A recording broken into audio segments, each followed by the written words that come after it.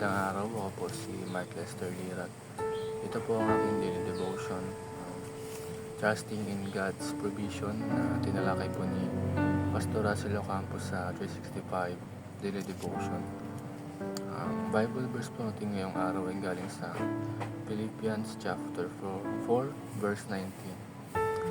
Sabi po dito, "And my God will supply every need of yours according to His riches in glory in Christ Jesus."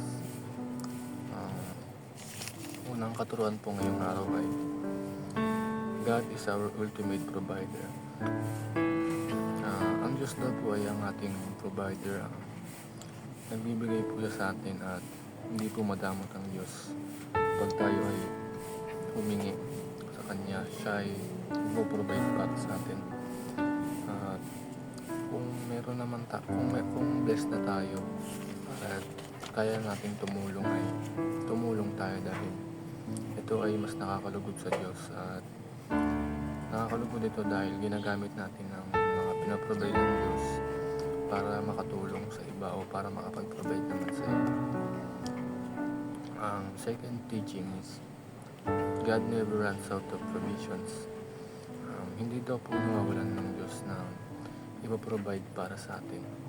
Pero minsan kapag tayo ay sobrang blessed at nalalayo at nakakagawa tayo ng kasalanan na nagre-resulta ng pagkalayo natin sa Diyos at hindi ito maganda. Dapat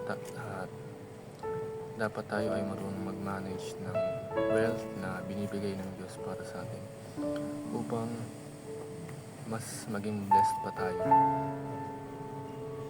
At hindi dapat tayo madamot sa iba na kung tayo ay meron na at may nangingi sa atin na huwag tayo maging madamot at dahil galing naman ito sa Diyos at hindi tayo pinagdamutan ng Diyos sa blessings na binibigay niya sa atin. Ang huling teaching is God is generous to generous people. Lagi natin tatandaan na ang Diyos ay kapagbigay sa taong kapagbigay din.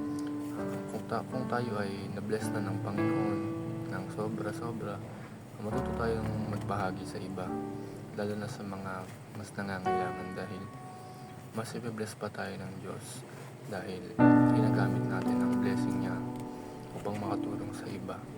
At kung tayo naman ay tumutulong ngunit pinagyayabang natin tumutulong tayo sa iba, hindi ito nakakalugod sa Diyos dahil pwede tayong tumulong na hindi natin pinagyayabang.